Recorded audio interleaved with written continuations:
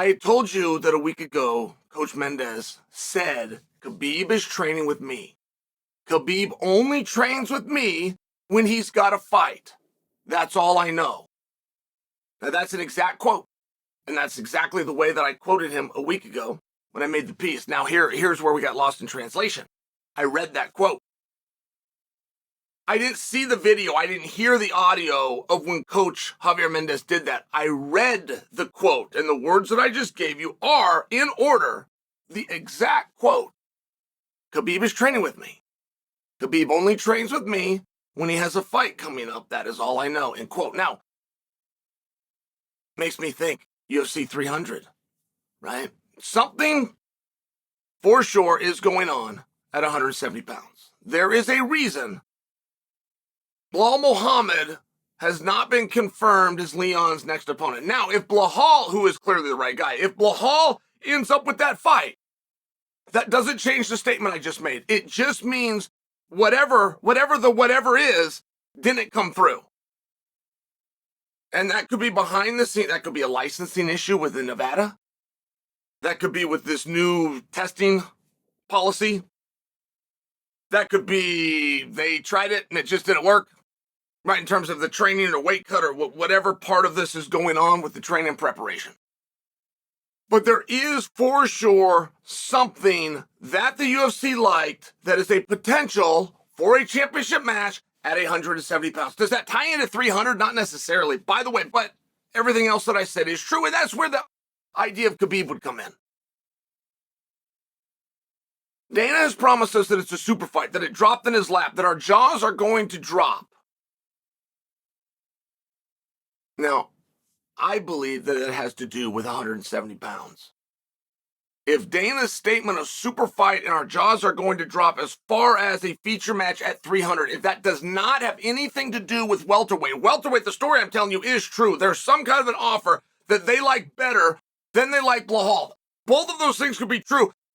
I'm the one that's connecting them. If I'm right on that, if I'm right to connect those two, which quite frankly I'm doing because Errol Hawani has posted the card for UFC 300 and he's put Leon on the card versus Belal, and then in quotations, that's a rumored bout. So I'm just operating on the idea that it's 170 pounds. But if that's true and it's to be a super fight, it's very tough to put Belal in at 300 in a feature match now. Because you had that opportunity 3 different times and said not necessarily. So it's just a hard thing to come back and tell the audience, yes, we're doing it and this is the one. Ta-da! It's very hard. So you'd have a co-main event at best, which still leaves you with what is your main event. So this is where we come to the idea that it could be Khabib returning. Khabib returning to take on Leon would be a super fight. It would be a wow moment. It is not George St. Pierre returning for his crown. Now, nor would it ever be. First off, George isn't coming back. If he did come back, he doesn't come for the little guy belt. He had the other belt too, right? He had the 85-pound belt. That's the one that he would return for, just so you understand. So, Coach Mendez cleared this up, and he did it in a video. And he didn't call me out, which was very nice of him. He didn't call me out, but he said I need to respond to a rumor that's going around or a misunderstanding that's going around. That all came from me. And this time he said it. Now, my words were exactly correct. So what's the difference? What was the meaning? Well, for context, what Coach Javier was speaking about is that, yes, he is in fact training with Khabib. He is putting Khabib through workouts. And what he was speaking about is that he and Khabib as athlete coach are kind of learning how to work together now that they're doing it in the spirit of extracurricular activity, as opposed to training for a fight. Because the only time Khabib trains with me is when he was training for a fight. So he cleared that up. And I fully accept it. I fully accept it. A lot of people had pushback and thought that was the swerve. Somebody got to Coach Mendez. Somebody told him, zip it. But that isn't what happened. Not to mention, Coach Javier Mendez doesn't listen to somebody, right? Most people do. He's not going to play that game. And I can't come off it. I mean, I just can't come off. What would it be for 300? I don't feel that both statements can be true.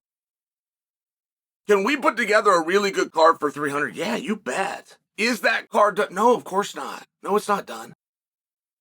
We know that Strickland and Duplessis got forced to the market. We know that was an absolute rush for some reason. We also know that the court case with Izzy and getting that wrapped up was a rush for a reason, and that reason was to get Izzy into the country of Canada for a potential promo/face-off this Saturday.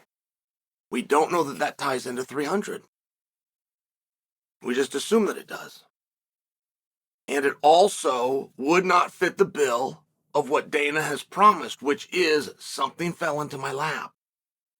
I have a super fight, and your jaws are going to hit the floor. Izzy returning, Izzy versus Strickland, Izzy versus Duplessis. This is all really great stuff, but there's no surprise there. There's the king of the division that's now coming back. Okay, great match. It just doesn't fall into this fell into my lap. It didn't fall into your lap at all. You're still working on it. And you're left with Leon and Blahal, and there's a swerve in there somewhere. So I do feel we're looking in the right direction. I do feel 170 pounds is the right direction. But it would just leave you with Islam. The competition that Belal Muhammad was up against was never Rakhmonov. That was all done. Our community did that. That never came from the second floor at the UFC. The competition that Belal was up against was a call out by the 55-pound champ, Islam.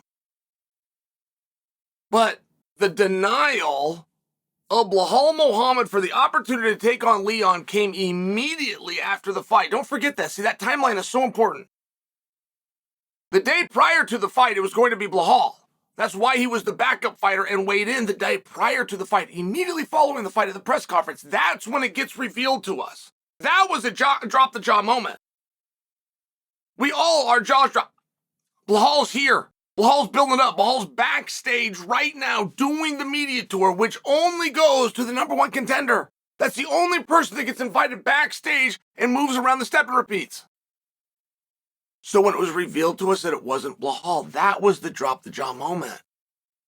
And the reason I'm telling you that time frame, because it would have already been decided at fight time.